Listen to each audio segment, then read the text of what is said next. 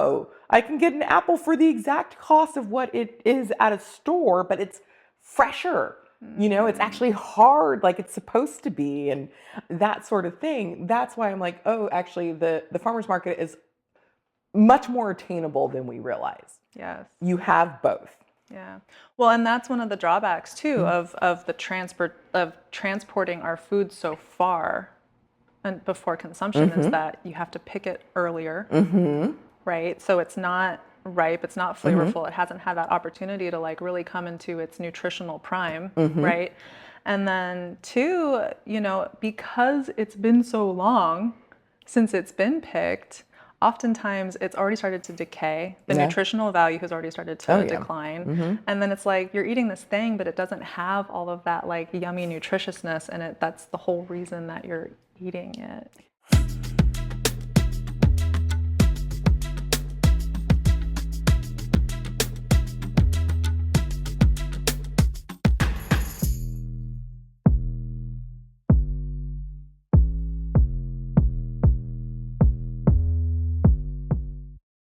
Hello, and welcome to the New Humans for New Earth podcast. I'm Queenie, your host. And on this podcast, we believe that every human alive today has a role to play in helping to co-create a new, more loving, and more aligned world. Here, we'll introduce you to wisdom, perspectives, and information to support and inspire you in making more aligned choices in your life. We're here to co-create New Earth. So let's talk about it. In today's episode, I want to talk with you about food, and in particular, an option for sourcing locally grown food that you may have overlooked, your local farmer's market. Like so many aspects of life in our country today, the vast majority of our food industry is controlled and operated by mega corporations. Just a handful of corporations control the majority market share of 80% of regularly purchased grocery store items. But this control doesn't just stop at the items that you see on the grocery store shelves, because these companies are vertically integrated, which means that they control every link in the food chain, starting from seeds and fertilizer all the way up to slaughterhouses and supermarkets. This consolidated control means that these corporations have the power to dictate what crops farmers grow, what they're paid for those crops, as well as what we pay at the grocery store. And according to one recent estimate, only 15 cents of every dollar that we spend on groceries actually goes to the farmers growing our food. And just as we've seen with powerful folks in the tech industry spending tens and hundreds of millions of dollars to buy favor and backroom deals, the food industry plays this game as well. During the 2020 election cycle, the food industry spent $175 billion on campaign contributions and lobbying efforts. The consolidation of control over our food supply is reflected in where we buy our groceries as well. Today, just 4 companies control 65% of the retail grocery market. And these same companies are the main beneficiaries of government aid. In 2020, 82% of all food stamp benefit dollars were spent at stores like Walmart, Kroger's, Sam's Club, and Costco, adding $64 billion to their revenue, thanks to your tax dollars. So how do we opt out of supporting the further consolidation of control over our food supply in the hands of mega corporations? And how instead can we opt in to supporting the farmers who actually grow our food? Here to speak with me about this topic today is one of my oldest and dearest friends. She's a member of the board of the Port Orchard Farmers Market, as well as a co-owner of Sierra Serenity, a wellness brand specializing in loose leaf teas, smokeless smudges, salves, and essential oil blends. Please give a warm New Humans welcome to Scheereen Dedman. Hey, it's right. I'm doing clapping not for me, but for you. It's you to celebrate. Thank you for having me. Yeah, I am excited to be here, but the podcast is number 2. You mentioned food. I'm here for food. Yes, you are. As you know, food is always the reason I come to Portland. Well, we are like such a good foodie town, and I have a passion for food myself, so it's a good overlap. It's a great city. It's a great reason to be down here. Yeah. I don't know, like if you've had any of the research about how food everywhere is starting to taste the same. Yeah. U.S. foods, everyone's getting their food, like restaurants are getting their food sourced from the same place. Yes. So really, you go to one restaurant, you're kind of going to them all. Yes. And somehow Seattle and Portland don't have that problem, whereas Portland, it's because it tastes delicious. Seattle just tastes terrible. Oh. I'm like, please source from the same place as everyone else. Totally. Yeah. No, I mean, that's just another facet of the control of our food supply. Yeah. And so, on behalf of farmers markets everywhere, it is a great place to go if you want to take control of your own food and the taste of it. Because, honestly, most of the time I sit in a restaurant and I'm just sitting there like, I probably could make this myself. And probably make it better, or at least better to me, right? Who am I to say what other people like? But for me, I could probably make it better. Although I still haven't figured out fried rice. Yeah. Those dishes for me where you have to cook it twice. Yeah. I trip me up every time. Exactly. Like planning for the meal, well, that far in advance. Yeah. I don't know. So. Yeah. So tell us a bit about your work on the board of the Port Orchards Farmers Market. And so my sister and I, we joined the board at the end of our first season as vendors at the farmers market. I'm a big part of it. Like, we're big on volunteering and contributing to a community. And we really felt that at that point, the community had done so much for us as vendors. And it was just, if you love farmers markets, why not give back in this way? They were seeking board members. So we figured, why not? And so that was the end of 2024. And so I've been on it since. I'm actually on the executive committee as well. Yeah. And so it's a fair amount of commitment and work and energy, but it is still something that is valuable to the community. So on the days where I feel like I'm too tired to do this, I just have to remind myself, like, there's a reason I do this. I promise there's something worth it. So, gets me to go to my computer and start doing emails, things like that. Yeah, totally. I know those days you're like, I think I've got 15 minutes. Exactly. Yeah. So one thing that I was shocked to learn recently is that fresh produce under our industrialized agricultural system travels something like 1,500 miles from where it's picked to where it ends up being consumed.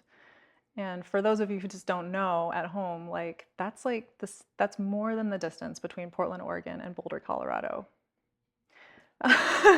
And apparently the transportation costs under this system account for something like 14% of all energy used by the agricultural system, which is, in the grand scheme of things, not the biggest portion, but it's still quite a bit, right?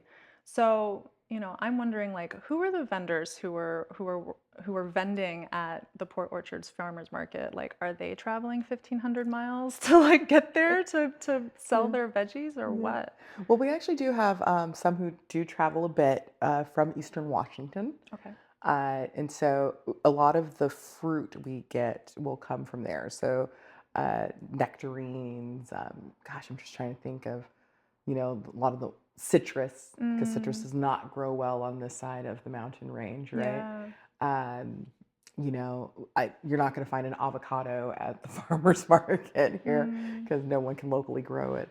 But for the most part, a lot of the local farmers are either directly from Port Orchard or just, adjacent. So Kitsap County or the neighboring counties of Mason County, Pierce County, I'm trying to think, maybe Jefferson County as well. And so oftentimes they are your friends, they're, your neighbors. Port Orchard's fairly rural. So it is going to be a place where, you can have enough space for people to know people who have farms. Right. But it does, your food's not traveling very far. There sometimes will be some traveling from, like, let's say, my sister has a friend, he is a farmer up in Squim, but the food goes to Seattle. Okay. Yeah, so that's a fair distance, but it's still, you're not growing very much in the city of Seattle. Yeah. So, Not yet. yeah, not yet. But I guess, yeah, I have had lovely carrots from Seattle, so there are some community gardens out that way. Right. Yeah. No. And I mean, what I've heard is that like urban farming is more and more of a thing. I think Detroit is actually Oh, yeah. really pioneering this. Yeah, if you ever want to talk about farmers and especially Black and Brown people Mm, and the underrepresentation, but a larger now representation in the urban farming, my sister is a great person to speak to about that. yeah. Well, I'd love to have that Yeah. conversation with her at some point. Yeah. So tell us some more about who these people are who are vending at the Port Orchard Farmers Market. I mean, you mentioned they're your friends and neighbors. I mean, are they individual farmers who are just working for themselves? Are they larger operators? Like, who are these people? Yeah, so the ones that, when I mentioned the ones from Eastern Washington, those are going to be your larger farms, but they're still just, they're just Yakima's farmer or, neighbors, Mm-hmm. where, it's a community built on agriculture, but, normal people, and they're definitely not breaking in the money the way Monsanto does, right? Right. Well, now Bayer, right? Yeah. But I think one of the board members is one of the farmers. So engaging with her, she actually has a full-time job, Mm, and she said she's like, really, this company is supposed to be my kids, like teaching them how to run business. They're the ones who want yeah. to make money by selling things, and so a lot of flowers, so Hmm. cut flower farming, and then a lot of stone uh, fruits. Okay. So strawberries, but we don't have very many berry Mm-hmm. vendors, and when they do, it's like they sell out very quickly. Yeah. There's another one where it's a lot of the lettuces and a lot of squash, Mm. um, and apples. Apples. Yeah, so Yeah. they have an orchard out on their property, and it's young children with what I believe is their grandmother. I've never asked specifically, but you go up. It is that kid looks like he's maybe 10 years old, and he's the Wow. one helping you, and he's the one turning in his funds and his form and everything else. Wow. Good for Yeah, him. I love exactly. that. So yeah, there's I'm trying to think of there's like the farmer that has lettuces, a lot of herbal starts, Mm-hmm. right? Because someone like me who's never going to start from seed, and if I try, I would starve to death. So starts are a great way to feel like a farmer. Kale, things like that. So yeah, there's also some of the farmers where they are bringing, so they sell yarn and they sell soap, Mm. and the yarn's coming from the sheep that they actually raise, Wow. and they're spinning it cleaning and processing and spinning it themselves, and Yes. the soap is coming from their sheep's milk, Very so cool. very local, but many aspects to what a farm can provide at your Right. farmer's market. I love that because, anymore, if you try to go and buy yarn at a store, it's all plastic, it's all acrylic. I mean, you can go to the specialty stores, and obviously that's the way to go if you're going to do that. But I love Yeah. spun from goat's wool. Is it wool? Yeah, it's wool. Yeah. Wow, I never heard of that. Um, so I am a knitter, and I do. I remember even just when we first started, it was a group of women. It was the middle of winter. We lived in the mountains, nothing else to do, and we went from taking a class with each other to then just meeting each other to learn, Mm. continue the knitting. And I remember I pulled out some acrylic yarn, and I was like, I'm making a baby's blanket, and I needed something that was like washable. And it was just the other woman next to me. She's like, I think it's so funny that we have to justify using acrylic, even though we just started. And frankly, that kind of yarn. At the time, it was like it's a good way to learn without using a very very expensive yarn Mm-hmm. to learn. But in hindsight, a great way is to go to the Goodwill and find yarn that way, Yes. so that you can practice without spending a lot of money on great yarn that Right. you'll definitely make mistakes on. Yeah. Yeah. Because there are tons of people who have tried to learn how to knit and they Yeah, move on. exactly, exactly. And I wasn't somebody, so even from a non-environmental standpoint, I had to move into natural fibers because of hormones. Mm. Right? Like I cannot tolerate being hot because I have Graves' disease. Mm. So nothing makes you hotter than fabric that won't breathe. Yeah. So that's when I started paying more attention to what was in, whether it's my clothing or the yarn that I work with. And um, wool is one of the, obvious ones. I personally really like cotton as well. Mm-hmm. Although there's things that, but anyway, so yeah, you say knitting. I'm like, yes, I have opinions about that. And it is really cool when you can buy the yarn directly from a farmer. Totally. I mean, it's rare that you run across a person anymore who like knows how to make yarn. I love that you know someone. Depends the circles, actually. Yeah. I know plenty. But I'll that's introduce you because to I some hang out folks. in knitting circles. I'm Yes. actually going to be taking a drop spindle class this coming week I so that I can love learn how to that. make my own yarn from the Yes. like you get this like thing of fiber and then you actually spin it into yarn. Yeah. My mom would do that and I would watch her for hours doing that. Yeah. I love Yeah. that. Yeah.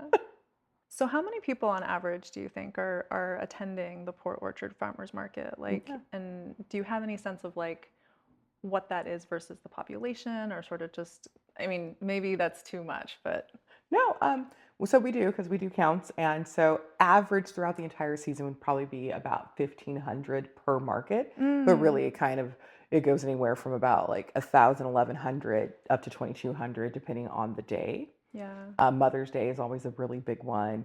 4th of July weekend because people have family visiting and they just want to get out, and it's usually beautiful weather. So that, in comparison to the city of Port Orchard itself, which is a population of about 18,000, Okay. and Kitsap County is not much larger, but we also have multiple farmers markets going on Saturdays. So, Yeah. and even in the grand scheme of the county, we do have other places people could go. Mm-hmm. But yeah, it's a decent amount. When you are vending there, you could definitely feel the difference between 1,000 people versus 2,200 people. Mm-hmm.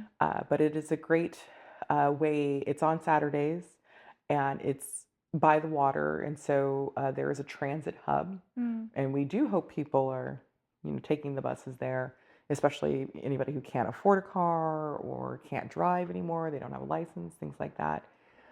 These are the considerations that we make whenever we think of location for a market. We're currently considering a second market during the week because not everybody has a Monday through Friday 8 to 5 schedule. That's right. So trying to address those people, hoping to get, in a location. The things that we consider are, public transit. Can people get there by walking, or if they can take a bus there? We think about the income level of the area we're in. If we're next to apartments, then we are going to get a great deal more people who may be using food assistance, food stamps, EBT, WIC, things like that. We also think about, is there a senior home nearby? Because, there's certain allocations. You had mentioned, there's allocations for seniors specifically to use dollars at the farmer's market. But often they don't know about it at all. I had no idea. Yeah. Well, I didn't know. Yeah, yeah. And then, the same to be said for anybody on food assistance. Often markets will have a market and a SNAP match. So anybody on EBT can get a certain amount matched at that market itself. For us, it is $25, but because of the cuts by the current administration, it's going to be less for every market out there. Seattle, and I say this to people, I'm like, I love my market and I always encourage people to go. But if you are someone who is on food assistance, and obviously money is an issue, I recommend going to Seattle because the soda tax that they implemented, actually they use for matching dollars, the SNAP match at the Seattle farmers markets. Interesting. Yeah, so it is dollar for dollar. Oh, And your dollar can go a lot further at their farmers markets there. They okay. have great markets. I'm going to say Ballard is my favorite. They're all great, but Ballard's my favorite. And with EBT, you can use it for prepared food. With WIC, you can use it for produce. You know, one of the things that we hope here in Port Orchard is to find a dairy, somebody selling cheese, somebody selling milk. We don't have that. But, in a place like Ballard where they do have that, your money can go towards that. Right. Yeah. So I really think that people, and that's the thing about a farmer's market, is that we're always trying to figure out how to get that information out to the public, because not everybody necessarily knows that, right? Yeah. But we really think it's important that people, even if you are, for lack of a better term, poor, and I say that as somebody who grew up poor and still identifies as poor, that you have the ability to have fresher food, local food, food that supports your community, but food that feels safer than what's out there. Yeah, totally. I mean, thank you for addressing the sort of affordability aspect, because I think that's one of the things that can keep a lot of people away from the farmers market is, I don't entirely know where this sort of perception came from, but it seems like maybe in the past 10 or so years, there was this like PR push for the farmers market, right? And it kind of became this like sort of bougie place to go on the weekends, maybe have like a little date, you know? And so I feel like there's this perception like it's not really a place to get nutritious, affordable food. Right. But it's more of like a luxury kind of thing that you do for fun, So thank you for raising that. We're trying to get people to understand that it's both. Yeah. For me and my business, I absolutely identify as a luxury brand. We sell tea blends, but we are selling organic and or wild crafted ingredients in our tea blends. So it isn't meant for somebody who isn't an avid tea drinker or doesn't care what's in their tea. Right. And we make that very clear. Like, yes, there is cheaper tea you could get. Yeah. We are not that's not our audience. Our audience is definitely people who either really enjoy good tea, because our tea is very good. It is. Yeah, I've had it. It's really good. Or people who do care about what is, and for me, I try to explain to people, like, I'm from LA. There's an inclination towards things like the word organic or, like gluten-free and things like that. And that's why these things occur to me to begin with, right? But I'm not, a zealot about it. And so when I'm like, I tell them, I'm very frank about it. I'm like, I like to use organic ingredients so that I know that what I'm eating or drinking is exactly what I think I'm eating or drinking, right? So my big one is like, if I'm eating a cow, I just want to make sure it's an actual cow, and that my orange is an orange. That's how I started to be concerned about organic ingredients. But then I was doing an interview in college once about, I can't even remember, but I ended up talking to a professor for food safety, and he started talking to me about pesticides. And he's like, I won't eat anything without rinsing it in vinegar. And so that also is what kind of went into my mind about, oh, that's another reason why you eat organic, is to avoid the pesticides that are out there, that may not have the name Roundup, but are basically a version of Roundup, right? Yeah, no, I mean, that's a topic that I definitely want to do an episode on for sure. Yeah. I actually, I saw a study saying that like, if you rinse your conventionally grown, if you soak actually, your conventionally grown produce in baking soda water for 15 minutes, then it will remove something like 90% of the pesticides or whatever that's on it. But it's like, who's using baking soda water? Who's doing it for 15 minutes? And only 90%? Yeah, exactly. You gotta be kidding me. You gotta be kidding me. That is a way of thinking of it. Only 90%. What about the other 10? I'm worried about that too. Straight to your liver. Yeah. There's something here though that it's like, so I feel like in the US in particular. Oh, I'm so sorry though, before we move on, No, because I yeah. only said one aspect. Oh, We are a luxury brand. There are, however, very many people. yeah. I'm sorry. There are many vendors though, where talking about the kid, the young man who's out there Yes. selling his wares. And every time I feel like when I go up, I feel like that meme from Arrested Development where it's like, it's a banana, Michael. How much could it cost? $10, right? And I feel like every time I'm going to look at fruit, it's going to be $10. I think the other thing about farmers markets that I love is like when I go to the farmers market, it's like I feel like my eyes are opened by the whole variety of food that's out there, right? I mean, bigger picture, we've been experiencing a decline in biodiversity, right? Like let's just acknowledge that. But you see in the grocery store basically the same 20 things, right? And so at farmers markets, there's a wider variety, and in addition to that, what is there often is bigger. It looks healthier. Like I went to the farmers market next to me a few months ago, and I saw a bok choy. It was this big. Yeah. I was like, I didn't even know they grew that big. I went up to the person manning the station, and I was like, I cannot believe this bok choy. But of course, he sees it all the time, so he was like, yeah, whatever. Exactly. But like just like the vibrancy of the food that you see at the farmers market just blows my mind. Yeah. And then when I then go back into the grocery store and I like check out what's on offer, I'm like, yeah, this is I want nothing to do with this. I want nothing to do with this. Yeah. Yeah.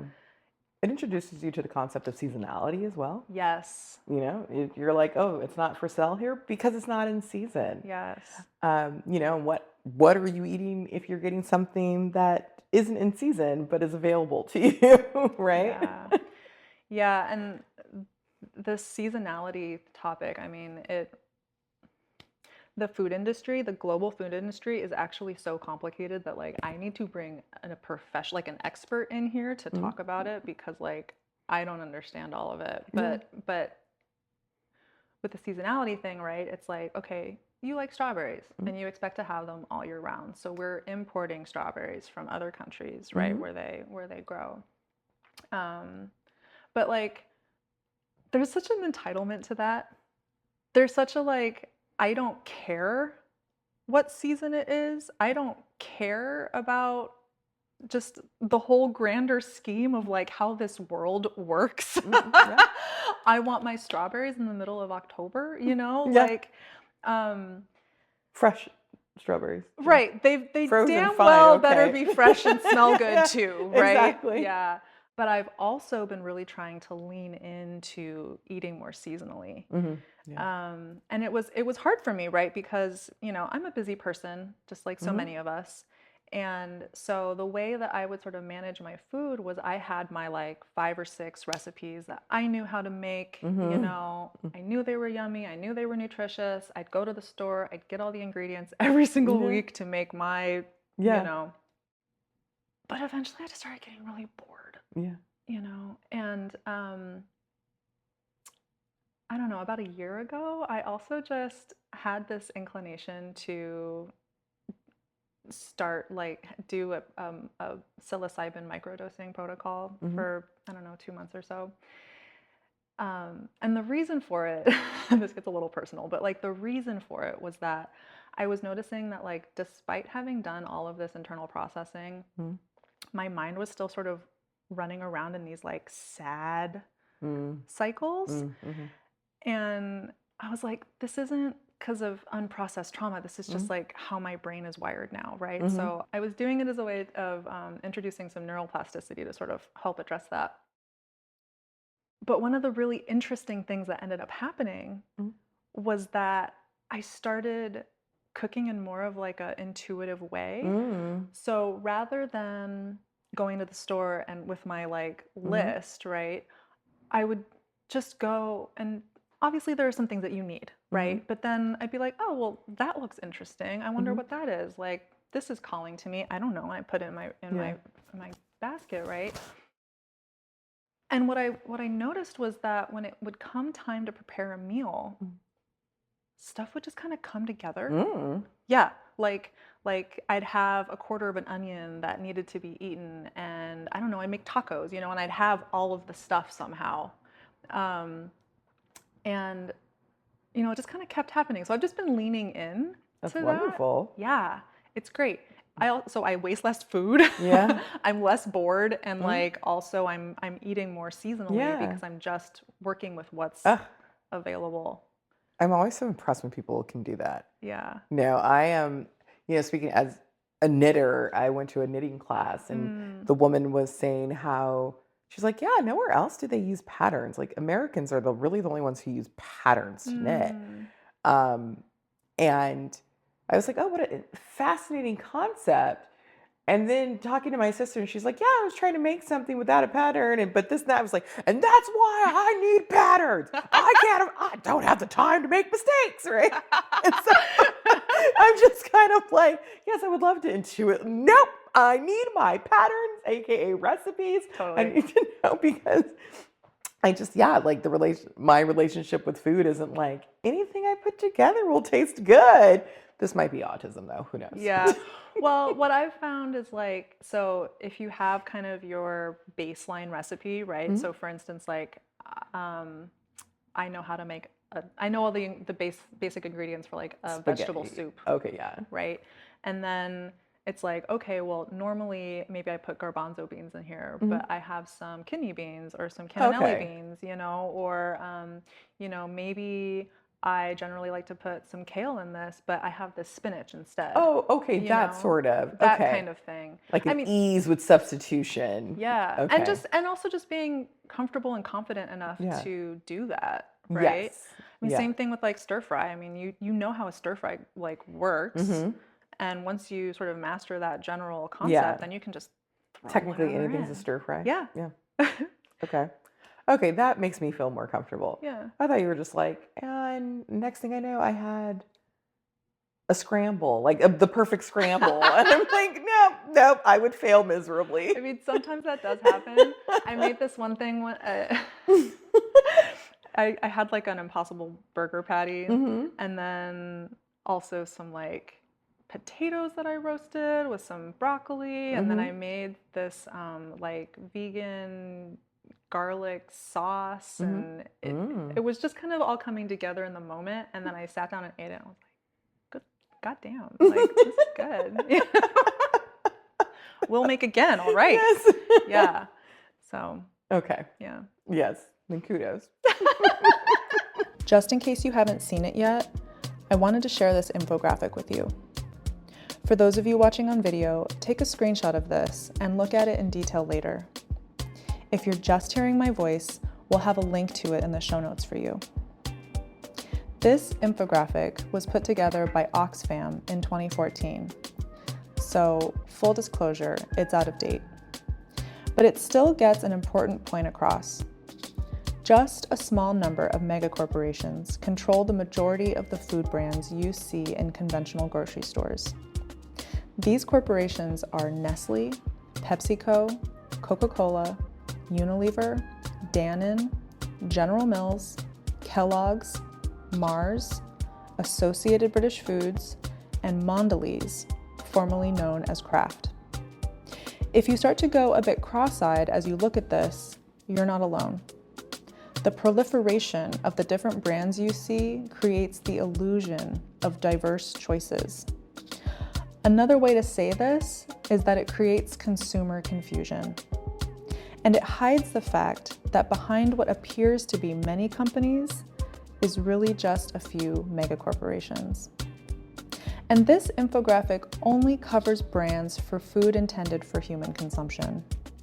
I recently discovered that the brand of treats I was feeding my cat is owned by Mars, the candy company. No wonder she liked them, and no wonder she got sick. So while you're considering who you're supporting with your grocery dollars, feel free to reference this infographic. There are a ton of brands on here that would be great candidates to cross off your list forever. if you haven't already. Let's opt out and stop feeding these beasts. Now, let's get back into the episode. Something that I find really interesting about sort of how Americans approach food shopping is, for so many of us, the grocery store is the place. And on some level, that makes sense, right?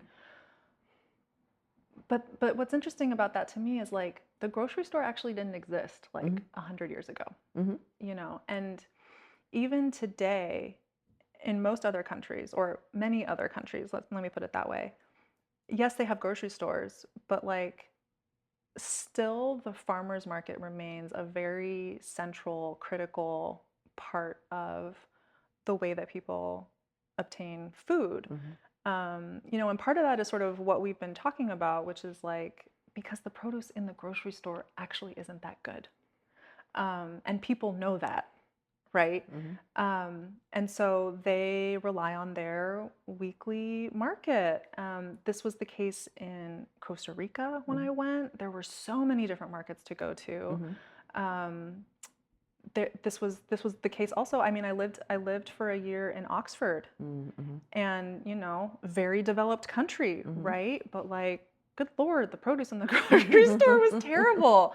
But the farmers market there was incredible. It was honestly far and away the best I've ever seen. They had a cheesemonger. They had a butcher cart, which like I've never seen anywhere else, but was my favorite. And I'm saying this as a person who does not eat meat. The man who ran it, he had this like very heavy English accent, and he would just be like calling out prices of items like from his cart in that kind of like that like auctioneer sort of voice, and it just added this like such a beautiful, I really appreciated this like beautiful sort of sound to just the whole scene, and like there was like bulk foods there, and like truly I could get almost everything that I needed out of a grocery shop at that farmer's market, minus a few like pantry staples that they just didn't have. But like that was my primary go-to for food. And when I travel, I mean, it's funny traveling with me because like I want to know how the people who live there like live there, right? Yeah. So I'm like, I want to see the grocery store. Like, show me this grocery store. We're gonna walk around. That's so funny. Actually, I'm not very different from you. My sister and I will travel for farmers markets and food co-ops. Oh, yeah. We found this amazing one in Skagit Valley. So if anyone ever finds their way on the way to Vancouver, stop and visit the Skagit Valley Co-op. Totally, yeah. Great. I've recently started shopping at a co-op here too, and it just feels so much better shopping there. If you haven't looked up your like local food co-op, yes, please do. Well, like you said, there's going to be certain pantry items, and farmers markets are seasonal. They're rarely year round, and even if they are year round, they're going to be limited in what they have because the food is limited in what is available during the year. So you still need a good grocery store to go to, and a co-op is a fun, fantastic way to go get your food. Yeah. Some are better than others. Totally. Yeah. I want to tell you more great things about the farmers market, though. Yeah, tell me more. Okay. It's a really fun place to find things you can't normally find in a grocery store. Like you can find tea at a grocery store. You can't find really delicious busy blends in a grocery store, right? Really delicious busy blends? Yeah, I don't. What does that mean? Because we don't like to do like, oh, here's your chamomile, straight chamomile. Who wants that? You. But me always, please. We were like, no, you're going to get your chamomile, spearmint, lemongrass, hyssop. All of that in one, right? Yeah. But also, I'm trying to think, my big thing, I love the baked goods I find at the farmer's market. Yeah. And when people were talking about eggs and the prices of eggs, I didn't know what they were talking about because I get eggs from the farmer's market. Right. Well, now I get it from a friend, but So if anybody says they're raising chickens, make sure to be friendly to them. But yeah, I was like, what are they talking about? What are the prices of eggs? And I was already, paying more than normal because they are, local, try to feed them non-grain, that sort of thing. Mm-hmm. But yeah, so I just encourage people to consider all these things about the farmer's market as well. Yeah. I love getting eggs that were like grown by someone, or Mhm. not grown. The chicken's grown by The someone who chickens are lays grown. eggs. Yeah, but there's something so fun about seeing all the different colors of the shells. Mm-hmm. Because you forget, I mean, if you only get your eggs in the store, Mm-hmm. you think that they're all this one color, but Mm-hmm. there's just so much variety, and I don't Mm-hmm. know. Yep. It's kind of a shame that we've unitized or uniformized them Yeah. so much. Yeah. I like seeing the golden yolks. Yes. My sister kind of ruined my life because I used to get Vital Farms. Uh-huh. She said they add cayenne to the diet of the chickens to make the yolks. No, so it's Yeah. fake? Once you see what like a true, rich, Mm-hmm. well-nourished like egg yolk looks like, Yeah. you realize that all the other eggs you've been eating are Oh yeah. yeah. Like that is not at all Yeah. what we thought we were eating Yeah. before. This chicken was suffering. Yes, exactly. Yeah. Okay, can I ask you another question about the Port Orchard Farmers Market Please. though? Okay, so I'm going to give you a little bit of background here. Mhm. So, one of the last times I went to a farmer's market, it was very spur of the moment. I Mhm. just happened to be walking by and it was there. And I was Mhm. like, oh, since I'm here, like, I'll just stop and grab some things. And because it was spur of the moment, I didn't have any bags or anything Mhm. on me. And the only thing that they had, that the vendor had to give me to walk home with my vegetables, was this plastic bag. Mhm. And I was so bummed because, as all my listeners know, I'm like very anti-plastic. And it's like I tried to do a good thing by shopping at a farmer's market, and then I got landed with this like plastic bag that I then had to like deal with. And it just seemed like a missed opportunity. So, I guess what I'm trying to get to for you is like, does the Port Orchard Farmers Market have any regulations as far as the kind of packaging and kind of bags that the vendors can use at the farmers market? Right. No, I'm not aware. I don't know if any of them do, because definitely not at the Port Orchard Farmers Market. But I love that you bring that up because maybe there's a way to encourage the use of paper bags. Yeah. You also could have technically gone and bought a tote from the market canopy area. Yeah. And gosh, I'm blanking on the market. Anyway, sorry, blanking. Pausing here. So the Port Orchard Farmers Market doesn't have any regulations, but I love that concept of trying to encourage the use of paper bags. We sell market totes, and most farmers markets that I know of sell canvas totes. Yeah. So if you're in a pinch, you can get a bag and help support what is most likely a nonprofit. But even in Seattle, I think they still use plastic bags there. Yeah. Well, At the produce level, yeah. Totally. And I think, I think that one of the things that has happened for us culturally, right, is that plastic has just become so mundane in our lives that we're like, of course it's plastic, right? Like, Yeah. what else would it be, right? and because plastic versions of things tend to be cheaper per, right? It makes sense that you would pick the plastic option, but I don't know. I guess I'm can I put you on the spot and ask, like, is this something that you're willing to raise to the board? Like, yeah, absolutely. Yeah. I mean, that's the frustrating part of being with boards is when you're one voice, but even one voice can hopefully turn into 2 and 3. Yeah. And even if it's just a matter of, okay, you become the voice that has to then do the research to figure out how to make it possible, right? How do we get vendors to use paper bags instead of plastic?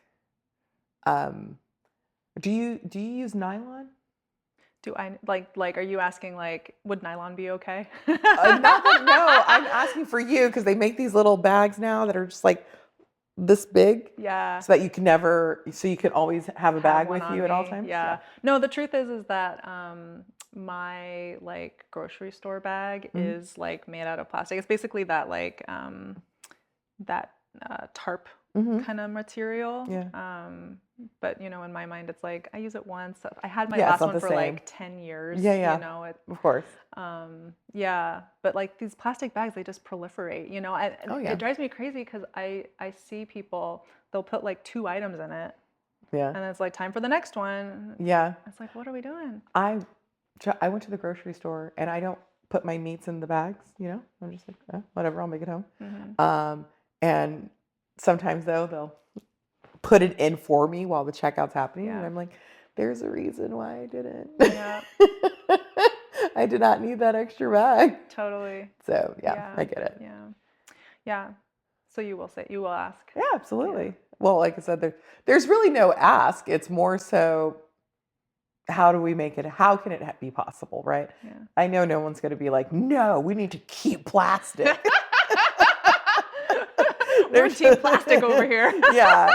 They're just going to be like, okay, how do we make it happen? Yeah. So that's really what it comes to. Yeah. Ideally trying to find a farmer's market that does use paper, because Yeah. I'm big on not trying to invent the wheel, just, Yeah. copy and give credit. Right. Yeah. Yeah. Well, can would you pinky promise me that you'll look into this? Yes. Yeah, right here, right now. Yeah. Ah! Backroom deals on behalf of New Earth friends. You saw it right here. And then when you have to travel, well, no, don't travel all the way to Port Orchard just to do your shopping, because then you're spending the gas on it. But yeah, if you ever find your way through, totally, you can check. Or if you are connected with a farmer's market in your area, talk with your leadership there. Yeah. And will you please let me know what ends up happening? I'd love absolutely. to update people. Absolutely. Yeah. So you mentioned earlier that you got started with the farmer's market because you're a vendor, right? And I love that. I've really enjoyed sort of watching your progress as a small business owner. And, I think one of the things that we really need right now is to like de-pedestalize the corporations and the business leaders, right? Like there's something in our culture where it's like, how do I put this? It's like running a business, making things happen in the world, like whatever, like that's for those people over there. Yeah. That's for people with capital. That's Right. for people who somehow, sort of have attained this like mythological sort of status in our minds, right? And what we see over and over again, including in the food industry, is that when we have this mentality and when we allow sort of those mega corporations and the ultra wealthy to be in control of these things, well, they end up having too much power, too much influence, too much control, right? And so it seems to me like what we need is actually to step in ourselves to running businesses, right? Rather than having just a few corporations that are controlling everything, it needs to be this like wider network of smaller companies that are doing this. Sure. Companies that are run by real people like you, right? And, it's nice to say that, but the reality is that a lot of people are still very much in this headspace of I'm an employee, that employee headspace, right? That I'm waiting for someone else to tell me what needs to be done. I show up, I do my tasks, I collect my paycheck, right? And instead to sort of shift into that business owner mentality, right? No one's telling me what to do. I have the vision. I'm responsible. My efforts go towards whether I get paid or not, right? So, I understand that you've kind of gone through this. And would you maybe share some about your journey? Sure. everyone always asks like, oh, why did you start your business? And I very bluntly tell them, oh, for the tax write-off. Uh-huh. I don't have children. And so it's a wealth retention strategy because I am also an employee. Yeah. And very many of us are employees. As I mentioned about, the flower farmer, she has a full-time job. It is very hard to make enough money to live off of as a small business owner. Oftentimes we're doing it because of some sort of passion. And for me, it was providing something that, because I was like, okay, I want to do this for the tax write-off. I'm serious about that. But, I was like, I knew I couldn't do it unless it was something I was passionate about, sharing with others. So it originally started as a build your own bath soak. Okay. Well, and a business that was about meditation was going to be the focus. And the reason why I chose that was because I feel like I have this ability of sharing energy to help people achieve what they want to achieve. Okay. Especially when it comes to fertility. Yeah, so not to get too far off track, but I feel that I am represented by the Empress in the tarot. Yes. And she is about growing desire and fertility and things like that. So it wasn't crazy for me, but I've had a few people who were doing IVF, and I was like, oh, here, take these stones. And then they finally had a successful round of IVF. Wow. So I was just like, I'm a strong believer in the energy of stones. And, it's not to say just like, oh, this rock does it for you, but, as with everything, intention, all that, right? So that's how we started. And then my sister decided she also wanted to do cleansing smudge sprays, where it's vinegar that was infused with white sage, so that whether you were wanting to actually clean your space using a natural cleaner of vinegar, because we kept buying, she just recently moved up to Washington with me. We kept buying things off of Facebook Marketplace, and the vibes would be off. So needing to cleanse these items as well. So that's real. Yeah. So basically we were just providing things to people that work for us and we feel strongly about. And the bath soaks we make sure to use packaging that could either be reused or recycled or composted. So we were putting them in, and we still do put them in like these paper ice cream, the pints, Oh yeah. Neat. Although we learned on our first time, it's like, oh, we keep telling people about dry skin through our baths. I make a good salve. Let me make that for people as well, right? And so, that's kind of how it kept building. And then when it came to tea, it was just really funny because I love tastings, whether it's olive oil, wine, beer, or tea, coffee, whiskey, anything. I just love tastings. And, so I have that sort of appreciation for tea. And people would come up to us like, oh, we thought you sold tea. And finally I was like, I guess we could.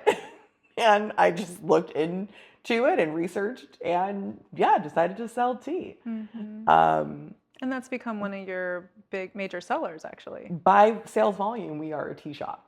So, and it's funny because, my sister bought it. She's like, I don't want to be a tea shop. And I was like, well, I don't know what to tell you because we're a tea shop at this point. But we call ourselves, we're just more, we're a clean living store, because we still have our cleanses. We still have the vinegar sprays. We have smokeless smudge sprays. We have room linen sprays, but we don't use the same kind of perfume oils that most people use. People will ask us and we're like, oh, if you're looking for a Febreze, that's not what we're doing. We still have the bath soaks, but they're very minimal ingredients. So especially if you have any suffering from eczema, the water's really hard where we are. So it's just, a few ingredients, all very natural, but it works. Cleansing my sister had a baby and we'd clean the baby and these sort of things. So, Mm-hmm. we definitely back what we sell. And really just, it's been very difficult. My Saturdays are completely obliterated by this in summer, and if anything, we all know in the Pacific Northwest, it is only sunny when you have something else to do, right? Yeah. And so every time I'd be like, oh, it's sunny, what a great day. And then the minute it's, the market's done, clouds out. Yeah. So, definitely a sacrifice of time, definitely a sacrifice of energy. But when you come back, or, you go to market and somebody's like, oh, there you guys are. Oh, I was looking right. I need more of this tea. Oh, I love that. That's what helps motivate, Yeah.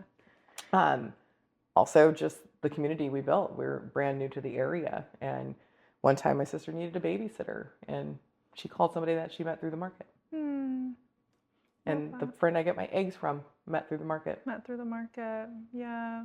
I want to talk more about the community that you've found and built through the farmers market, but let's talk more about just sort of that journey that you've had as a small business owner. I mean, it's not easy because you're birthing something, like, very truly, I mean, it's like you have to have the whole vision of a thing, and then not just have the vision, but then bring it into this world. And, I mean, that is birthing, right? And, on top of that, then there's sort of, I don't know, self-doubt comes in, So I am very fortunate. My experience is very fortunate because I have the full-time job. So there's funds coming in no matter what. And that, I think that makes a huge difference. To provide a parallel example, I had a second job as a server, as a bartender, or I should say, and I'd be like, oh, I'm tired. I want to close the bar. And some people would be like, with this and that, I was like, no, I'm going to close it. And they're like, well, you're not going to get your tip. And I'm like, I don't need it. Thank you, though. Yeah. And so I know that I'm coming from a different place to somebody almost like my sister, who actually does depend on what we make in order to, eat and stuff like that. So, really, like, my struggle is more so finding the energy to keep doing it and finding that desire, right? And so when people say, like, oh, I'm afraid to start a business, I validate that. And, like, you have every reason to be afraid because there is a very real sacrifice, and more than likely a monetary sacrifice that you have to make in order to start this business, right? So you have to want to do it. I know people who are like, oh, I just want to own a business to own a business. And I'm like, that's going to be difficult. I'm not saying it's the wrong way to go about it, but it's really difficult to get out of bed and motivate for something you're only doing because you think it's what you want to do. So yeah, that's where I come from, is a place of extreme privilege, so that when I do make mistakes, it's, our entire first year was what we called our, R&D, research and development, right? To figure out what products were what we wanted to sell, what to sell, when to sell it, how to sell it, right? And I'm still a very bad business person. I'm so bad. Like, somebody messaged me and was like, we need smudge spray. We have ghosts in the house. And they're like, we're not too worried. It seems like a friendly ghost. And I was like, oh, okay. It might be a fairy, so just leave 2 pennies out and see if it stops. This might just be, they might just be having fun. And they're like, oh, okay, we'll try that, and we'll get back to you if we need the smudge spray. But I was like, wow, I guess I should just let people buy my products, but that's just not how I work, Like, this is a genuine problem. Let's solve it together. So that's, also that. And I'm so happy to give things away for free because, again, I don't look at it as like this money that I need, other than the money that the business needs, right, to continue. But otherwise, yeah, I'm just like, it's more so this, oh, here's this thing that is a part of something bigger. i.e. the farmers market. It's a part of something bigger, i.e., our Port Orchard community, but part of something bigger, Kitsap County, the United States of America, filled with people like me who are just trying to bring stuff to each other in a clean way, in a ethical way, in a an engaging way, just all these different ways that we don't get from the bigger place, Yes. So I say that that it's okay to be afraid, but there's absolutely ways to do it with as minimal sacrifice as possible. Mm-hmm. Yeah, I love what you're sharing about just you wanting to just basically help. Yeah. Something that I noticed when I really started focusing on like, how do I shop local, right? Is I would go into, for instance, like the local hardware store, and I'd get like 3 or 4 people be like, do you need help? And when this first started happening, I'd be like, I was overwhelmed. I was like, no, I'm good. Like, I will find what I need, And I realized after a little while, I was like, I'm just used to being completely ignored in the store. These people, they're literally paid to help me find things and make my shopping experience easier. And like, I only find it overwhelming because I'm not used to it. And so now that I've like adjusted, I love talking with these people. I mean, like, they'll tell me all kinds of stuff. They'll answer all these questions. Like, they'll hypothesize, like, speculate with me about like various solutions. Like your penny situation, right? And like, now instead of feeling overwhelmed, I'm like, this is humans taking care of humans. Yeah. And it's beautiful. Yeah. It's beautiful. Like, buy my stuff if you need it or want it, but I'm happy to help you, whatever. Again, I identify as a poor person. So it's like, well, you probably need that money to eat, especially since bananas are $10. Right. Let's, figure out how to solve it for cheap. And for me personally, I will always shop at a place that isn't trying to take my money just to take my money, right? Yeah. So that's my goal, but I'm not a very good business person on account of it. Yeah. Well, I mean, it's like figuring out how to be a business owner while still having that human element, and I think we're all figuring that out. Yeah. Because we don't have a lot of good role models. Yeah. Exactly. Well, I mean, because we were removed from those small businesses, right? Yeah. They've always been out there. Most small business owners to begin with, but we just weren't really engaged with them because they were pushed out. They were pushed out, and not only were they pushed out from our locations, like our neighborhoods, but also from our minds. Yeah. Right? Like this is the power of advertising. This is the power of the advertising dollar. Yeah. Is that, again, to take the hardware store example, what do you think of when you say hardware store? Home Depot or Lowe's, right? But there's like 10 different hardware stores within a 5-mile radius of where I live, and it's just a matter of saying, okay, I'm not going to go to the first thing that comes into my mind because I know that only happens because of advertising dollars. Yeah. Where can I find the place that actually will support my local community and the people who were my neighbors? Exactly. Yeah. Exactly. And when you go to a farmer's market, it's, on any given week, 52 small business owners that you can support. Yeah. And it's okay. We know you're not going to get to all of us, but if I sell one tea, I'm always excited. Like, oh, somebody likes our stuff. Yay. It brings joy to your heart. It really does. Yeah. And plus, I love to give the samples because I like a tasting. So I'm like, do you want samples? Okay, let's walk through this. It's always exciting. Yeah. So tell me more. I mean, you sort of mentioned community earlier, right? For folks who haven't been to a farmer's market recently, or I don't know, just tell me about how community has sort of come into your life as a result of the farmer's market. Yeah, absolutely. Well, like I said, we met one woman and it was like, oh, we need a babysitter. We know nobody else in this town. Let's, give her a call. But there's also my sister and I, with the same person, started doing a new moon sound circle. I just feel like the full moon gets a lot of attention. Yeah. You There's know? other phases. There's other phases. Especially because I feel like I'm always trying to grow something, you know? And so I'm just like, yeah, and usually from inception, so I'm like, I need this new moon. Let's build something together. Yeah. So, you know, we started doing that, and then you know, just invited friends. So more and more friends get to come as a result.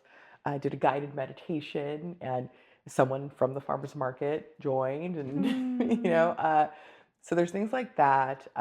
Very good friend in the knitting world that I met through the farmers market because she was another vendor. Yeah. And you know, she's now our egg dealer, which is huge. You gotta have that egg source. But I think the most important thing is that, so, you know, having only lived there we're currently there for 2 years. My sister ran for city council and won. Yeah, I was so excited to see that for her. I love that. And that is I mean, well, I should say there was 2 reasons. One, because of her presence at the farmers market, people actually knew who she was. And then 2, like a great grassroots campaign and going door to door and giving people letters to say exactly what her ideals and values are. So, Yes. but the farmers market was a huge help because people would get that letter and actually come down to the farmers market to come speak to her about her campaign. Very cool. Yeah. Love that. So, you know, at the very least, you could run for office. Yeah. Well, you know, the farmers markets are so fun, right? Because there's all these people, there's children. Oftentimes they have like food carts anymore and coffee carts and music, you know, and like, I don't remember the last time, I mean, I'm a DJ, right? I used to go out to live music all the time, but I'm like, I don't remember the last time it was. Right. You know, so there's sort of that aspect, right? Of just the event, right? But then I feel like something that's missing from so many people's lives these days is actually community, right? And even I think the question of like, how do I go about building community can be really obscure to people. And one of the ways, and I think you're sort of, you know, what you're saying is kind of pointing to this, is like one of the ways you build community is by going to the same place with the same people over and over and over again. And like creating that facial recognition and just that level of like, I have shared space with you and I kind of have a sense of what your presence is about. You know, I recognize your face, you know, and like eventually you start talking to people. Yeah, exactly. You know? Exactly. And then you might meet, I just, you know, because like I met a woman who teaches Pilates. And I said like, I've been wanting to try the class, but I just like felt intimidated by going to this like new group class. And so I was willing to go because I met the person who was going to teach the class, right? Not for me. It was heated. I can't do that, but I did it. I tried many, many times. And, and then I got an email where she's like, I'm going to keep it hot. And I was like, well, nope, that'll kill me. But point is, you tried it. Tried it. My sister tried CrossFit because the people who teach the CrossFit classes came to our stand. And it was actually unrelated. Actually, they didn't stop at our booth, but I saw them nearby and I was like, hey, you guys were doing the backpacks for children thing. And they're like, yeah. So we talked about fundraising and various community service events and things like that. We meet the people, the Jehovah's Witness out there with, you know, who always have their stand and they want to speak to you about their religion. And they come to our booth because we have natural remedies, which they're a big fan of. Okay. You know, so engaging with them, but, you know, being able to be honest, like, we're not going to be becoming Jehovah's Witness anytime soon, but thank you, you know, respect that. It's cool though to find that commonality, that common ground, even with folks where there's kind of like a hard no on something, but there's still something that you guys can agree on. That's beautiful. Exactly. So there's just so many, you know, and I love it. So where can people find you if they want to learn more about your company, Sierra Serenity? Yeah, I mean, so we are on Instagram at the Sierra Serenity.